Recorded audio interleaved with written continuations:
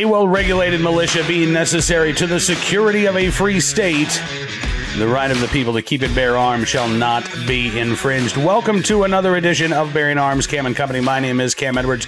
I'm so glad you've joined us on the program today, where we are still shaking out some of the results of last week's midterms. We'll get to that in just a moment. Before we do, however, this episode brought to you by Direct Bullion USA, the new gold standard of gold and silver dealers. You wouldn't let the swamp of Washington, D.C. take your guns, so why would you let them take your retirement? Visit directbullionusa.com today and start learning how to protect your financial freedom by requesting a free investment guide. Secure, protect, and diversify. Get started now at directbullionusa.com. So we are going to be talking about some of the election results, and unfortunately, not good news to talk about today. We're going to be discussing some new battleground states when it comes to the right to keep and bear arms. But you know what? I'm going to sweeten the sour just a little bit before we get to the bad news. I just have to show off this little guy, our new puppy, who we were not expecting. We got a surprise puppy this weekend. This is Bentley, who is 11 weeks old, a Bernese Mountain Dog, and Bentley was in need of a new home. And ours is the new home. So I was hoping to actually have Bentley here on camera this morning, but Bentley is actually napping right now. And you know what they say about letting sleeping dogs lie? Doubly so when it comes to puppies that are teething. So hopefully Bentley will make an on-camera appearance here, video and not just a photograph in the near future. But there you go. Soak in the puppy cuteness, because now we got to talk about some not so great news. It looks like there are going to be at least 2 states, and possibly a third, that have flipped to complete Democratic control as a result of last week's elections. Michigan, Wisconsin, and shockingly to me, perhaps even Pennsylvania. The Pennsylvania State Senate has flipped to Democrat control for sure. They are still counting some House races there, and it looks like the margins are going to be razor thin in terms of who controls the state House. Josh Shapiro, Pennsylvania's anti-gun attorney general, is going to be the state's next anti-gun governor, and that could be really bad news because, unfortunately, while all of these gains in Wisconsin and Michigan and Pennsylvania were pretty slender, it's not like Democrats are going to enjoy veto-proof majorities in any of those bodies. And again, Pennsylvania is still too close to call, but let's just assume for the sake of argument that Pennsylvania flips and we see a Democratic control of both the House and the Senate. They're not going to have large margins. But that's not going to stop them, I fear.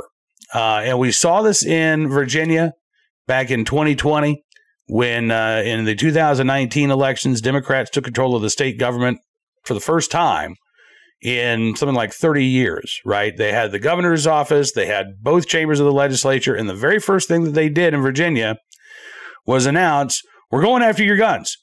The bill that then Governor Ralph Northam was backing would have not only banned the sale and manufacture of so-called assault weapons, it would have banned the continued possession for legal gun owners. Now, that bill ultimately was watered down, and it still ended up dying in the legislative session. But Democrats made gun control a priority, and they put more than a half dozen new gun control laws on the books in 2020. And then the following year, what do we see in Virginia? Well, we saw Republicans sweep all of these statewide offices, recapture control of the House of Delegates. Our state Senate elections aren't until next year, but we will see what happens. Democrats overreached in Virginia, and they paid a price. I am afraid that they're about to overreach in Wisconsin and Pennsylvania, and certainly in Michigan, where it looks like gun control is, yes, indeed, one of the first to-do items on Democrats' wish list. Governor Gretchen Whitmer, during the campaign, had said that she supported increasing gun control laws, including storage mandates, red flag laws, and those might be a couple of the priorities, although there was also a poll back in September found 90% of respondents favored background checks on all gun sales, 3 out of 4 Republicans who were polled supported creating a specific law to hold gun owners responsible if children illegally accessed and used a firearm. And a majority of those polled also supported a 3-day waiting period on gun purchases, increasing the age to buy a firearm from 18 to 21, at least when it comes to quote-unquote assault-style firearms and other comparable measures. So those are some of the gun control laws that are likely to be introduced and debated in Michigan in the coming weeks. And I would expect that laundry list of gun control items is also likely to be seen in Wisconsin and in Pennsylvania as well. Even if Republicans hang on to control of the state house, Senate Democrats are certainly going to be pushing these gun control measures, many of which, again, I have to say, I think are going to be seen as overreach when and if they take effect, but are certainly going to be seen as constitutionally suspect by the courts.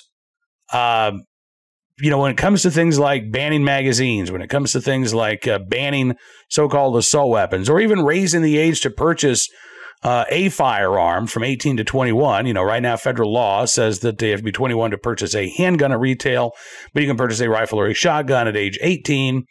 And we've already seen, federal courts around the country, including before the Bruin decision, by the way, when a 3-judge panel in the Ninth Circuit struck down California's requirement that you must be 21 years of age to purchase a quote-unquote assault weapon, which are already supposedly banned in California anyway. That was before the Bruin decision was handed down. Now, that decision was put on ice by an en banc panel of the Ninth Circuit.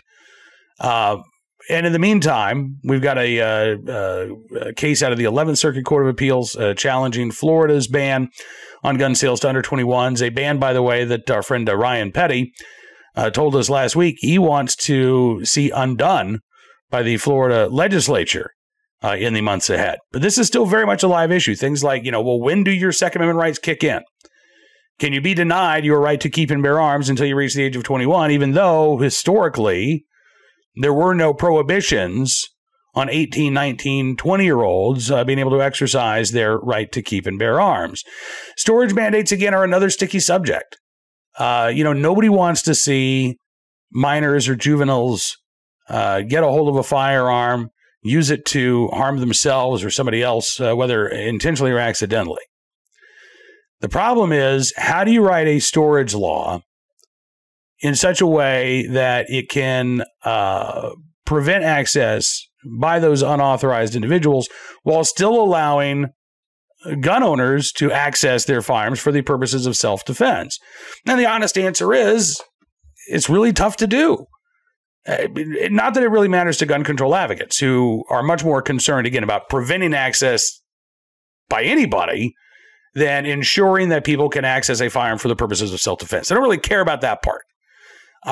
Their language that they've used in the past is basically, well, as long as you're not carrying the firearm on you, then the gun needs to be locked up, ammunition stored separately. But if it's on your person, or sometimes they'll use the vague phrase under your control, then the firearm can be out. But unless, again, it's you're wearing it or you have control of it, you got to lock it up. That, again, I think is constitutionally problematic, because most of us aren't going to go to sleep with a gun strapped to our hip, right? Or our ankle, for that matter. Most of us are not going to be carrying in our sleep. We're not going to be carrying while we're in the shower. We're not going to be carrying while we're getting up in the morning and brushing our teeth. And yet, crime can strike at any given time. It was just a few weeks ago we had this defensive gun use, a mom, I believe in Michigan actually, who was getting ready for work in the morning. Her kids were up, they were around, and all of a sudden, guy breaks into her house. And she was forced to use her firearm in self-defense to protect herself and her kids in the early morning hours, as she's getting ready for work and they're getting ready for school. Now, she didn't have her gun on her at that point in time, but she was able to get access to it. What would have happened had she not been able to do so? Had she been fumbling around trying to open up the safe and then going to where the ammunition is stored separately? You can see how, again, that puts I believe, an unconstitutional burden on law-abiding gun owners. But it's not going to stop anti-gun lawmakers from moving forward with these provisions. Oh, no, no, no, no. In fact, Shannon Watts, another gun control activist there, quote, eager to get to work in the coming legislative session, not only in Michigan, but again in Wisconsin and perhaps Pennsylvania as well. Not to mention the, I think, 16 other states where Democrats have a government trifecta, right? They've got the governor's office, they've got both chambers of the legislature. Republicans have the same thing in 26 states. So they do still outnumber Democrats, but there are going to be, unfortunately, an expanded number of Second Amendment battleground states across the nation in the coming months. And gun owners, we're going to need to stay involved. We're going to need to stay engaged. And, of course, we got to stay informed as well.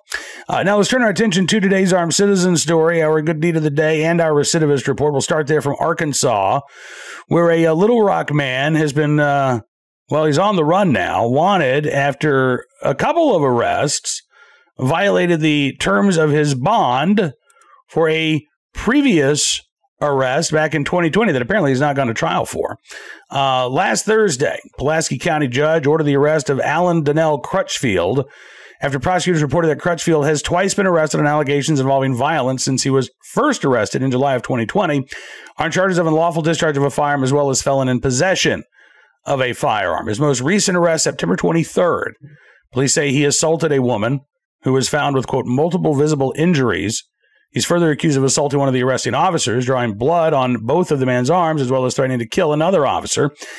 Police filed 5 felony charges against Crutchfield at the time, including second-degree domestic battery, terroristic threatening, and aggravated assault on a law enforcement officer. Bail was set at $15,000. He was behind bars for about a week and a half, and then posted bond and remains at large. He has served 2 prison terms for robbery. In fact, he spent close to half of his life either in jail or on parole or probation. Most recently, again, in July of 2020, he was arrested on this unlawful discharge count after police identified him as a man seen driving away, firing a gun through the sunroof of a car. Yeah. He spent about 3 months in jail before persuading the judge to reduce his bond to $15,000, which he posted about 6 weeks later in December of 2020. He was then arrested about 5 months later on an aggravated assault charge. A woman told investigators that Crutchfield had tried to run over, a man told him that Crutchfield had tried to run over him with a car. Police found Crutchfield and the victim near a broken down car. Crutchfield claiming that the alleged victim, Courtney LaKeith Walker, had been in an argument. They got physical when he tried to get away from the altercation. Crutchfield tried to chase him down in his car. Crutchfield spent about 4 months in jail before he was able to post a $10,000 bond in August of 2021. At that point, though, he was then facing felon in possession charges stemming from a May 2021 incident involving his mom. I know, right? And again, just a laundry list of criminal charges for Mr. Crutchfield dating all the way back to, I believe, 2010. At least 2013. No, 2004 was his first prison sentence, 18-year prison sentence, after pleaded guilty to robbery. That had been reduced, by the way, from an armed carjacking charge. Yeah. He was 18 when he was arrested. 18-year term in 2004. But by January 2013, he was already out because that's when he was arrested for a second-degree battery of a Little Rock police officer. And since then, basically, it's been in a jail, out of jail, new charges, old charges, new charges, plea bargain. And the criminal justice system just seems to have a very difficult time taking Mr. Crutchfield seriously here. Today's Armed Citizen story from Warner Robins, Georgia, where a man saved a distressed child by holding a suspected kidnapper at gunpoint. Yeah. Kelsey Willis is the armed citizen's name. He said, I heard the kid screaming, please don't beat me. He said, so that's when my instinct kicked in. So I sped on up to go get that kid. He had stopped at a Walmart there in Warner Robins, wanted to get his oil changed. And he said, as a buddy was filling us in to get our oil changed, we heard a little kid screaming. So we turned to the corner down there. We seen him getting snatched out of the car. And the man was taking him behind the building. We thought he was using the bathroom, but it took him way too long to come back from behind the building. And so when he heard this kid screaming, he said he felt like he had to take action. He said the screaming kept getting louder and louder, and it didn't sit right with us. He said, my first instinct was to grab my gun and go get that kid out of the woods. Once he got into the woods, he realized the danger the child was in. He said, by the time I came around the corner, the adult was on top of him, choking him. And at that point, I just put my gun up and held him at gun point and grabbed the kid. Amazingly, Willis was one of several people who helped to rescue that child from the would-be abductor. Willis says he believes were it not for his actions and the quick thinking of others that this could have turned out very differently. He said, if I didn't step in, I didn't react as fast as I did, the kid would probably be dead. He would have choked the child cold once we got the kid out of the woods. He said the man was going to beat him and leave him for the animals. Yeah. This was first reported as a kidnapping. Warner Robins police said they're not classifying it that way because the adult and the child are related, but the child was charged with aggravated assault as well as cruelty towards a child. And again, this horrific crime prevented from going any further and perhaps a life saved thanks to the quick thinking and the fast actions of Kelsey Willis and, again, other bystanders in Warner Robins, Georgia. I'm very curious to see, by the way, how much media attention this story gets. Armed citizen saves kid from, originally the story was saves kid from kidnapping. Now the story appears to be armed citizen saves kid from possibly being killed by his father. One would think that would be worthy of some national news attention, right? But I'm not convinced that this case is really going to go beyond local media and the world of the Second Amendment media. I don't expect to see this on NBC Nightly News tonight, sadly. Today's armed citizen story. No, we just did our armed citizen story. Our good deed of the day. How about that? Which, to be fair, saving a kid from a potential death, that's a pretty darn good deed of the day. But we've got another one for you as well. This from, where was this story? From Cornelius, North Carolina. That's where this story was from. A family in Cornelius thanking a police officer for saving them from their burning home. The officer was on patrol in Cornelius when he saw the house and car on fire. Homeowner Tim Sitikov said the police said, everybody get out of the house, get out of the house. Thankfully, every member of the Sitikov family, including the family's two dogs, got out safely. Krista Sitikov says we were sleeping and all of a sudden heard this bang, bang, bang on the door. So strong, she said, I got scared. But she said that night he saved all of our lives. He's still on duty. Who knows what he's going to do next? Extensive damage, unfortunately, to the Sitikov home. And what's even worse is police say that the fire apparently was set intentionally. So this is an arson investigation. They say, have a possible suspect in the case, not aware of any arrests. But again, thanks to the quick thinking and the fast actions of that officer in Cornelius, North Carolina, the Sitikov family is alive and well and safe and sound today. And we thank that officer for his very good deed.